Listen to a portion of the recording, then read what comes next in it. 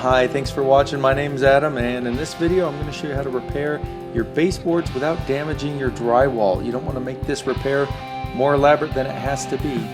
You can see right here that the baseboard is damaged, the corner's knocked off, so we're going to replace two pieces. If you have damage that looks more like this, you can repair it without replacing the baseboard. That's another video that I have, so check out my other videos on how to do that.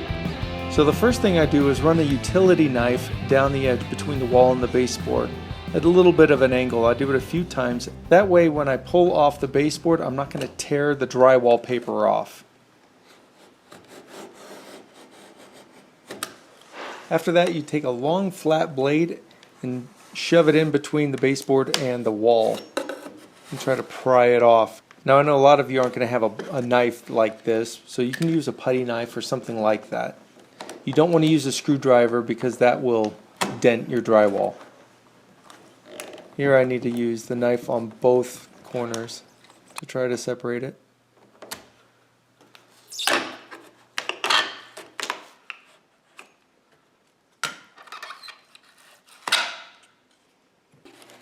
Here you can use a screwdriver because the drywall down here doesn't matter if it's going to get dented, it's going to get covered up anyway. You just don't want to use something like this at the top because it'll leave scars.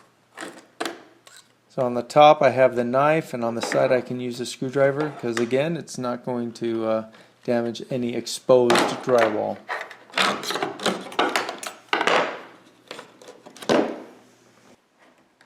Before you put the new baseboards on, you're going to want to clean up the edges, remove any glue. Any nails that are left over in the wall you can either pound in or pull out.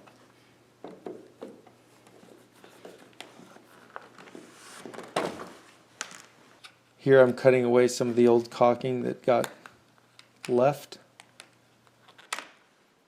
Here's a tip for you. If you have a hard time finding baseboard that matches the style in your house, if you just can't find any and you need a small piece, you can take a piece off of maybe inside of your closet, and then in your closet replace it with something that looks close enough. Because the closet doesn't matter as much as maybe, your main hallway or something like that.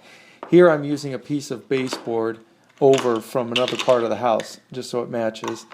The first thing I'm going to do is pull out the nails. You want to pull out the nails from the back.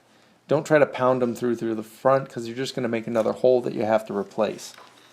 And then I'm also going to scrape off the old caulking from the back and the top so it fits flat against the wall.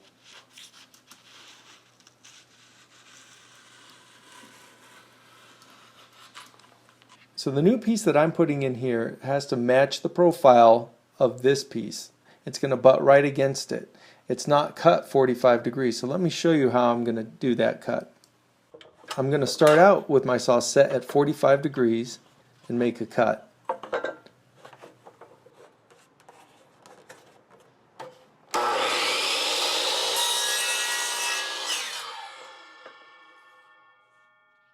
Next I take a coping saw and cut off that exposed angle, and I'm slightly angling the blade inward.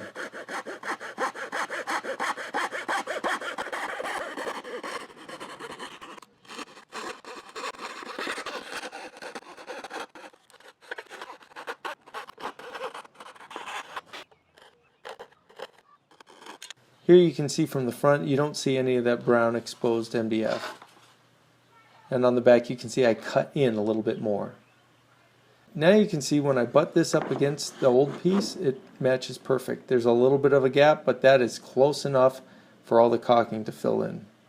Now for the opposite edge we do need a 45-degree cut, and here's a little tip. I'm going to put a piece of paper down against that wall and extend the line.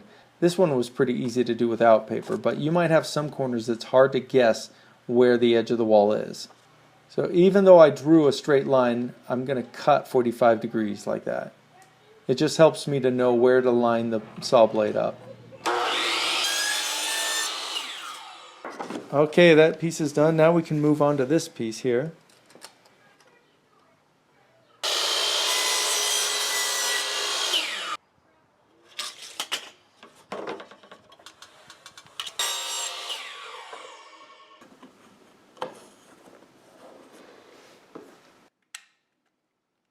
The The caulking I use is just white acrylic latex with a bit of silicone.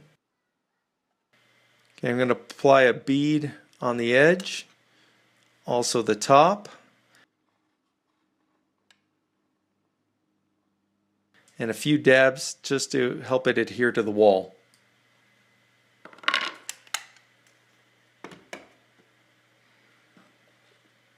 Now I'm going to use a nail gun. If you don't have one, you can use some finishing nails. But if you're nailing through MDF, you might want to drill a little pilot hole first because this stuff doesn't nail very easily. Whatever nails you use, you want it to go at least through the baseboard and the drywall.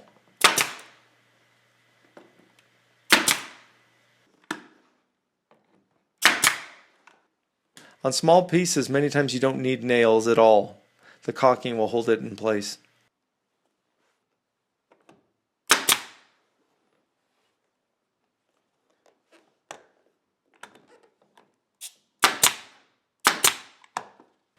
Then you run a very small bead of caulking across the top and wipe it down. You can also use it to fill in nail holes, but it will dimple in, so you're going to have to fill it a few times. I usually like using joint compound instead of this for nail holes. Then a little bit on the edges.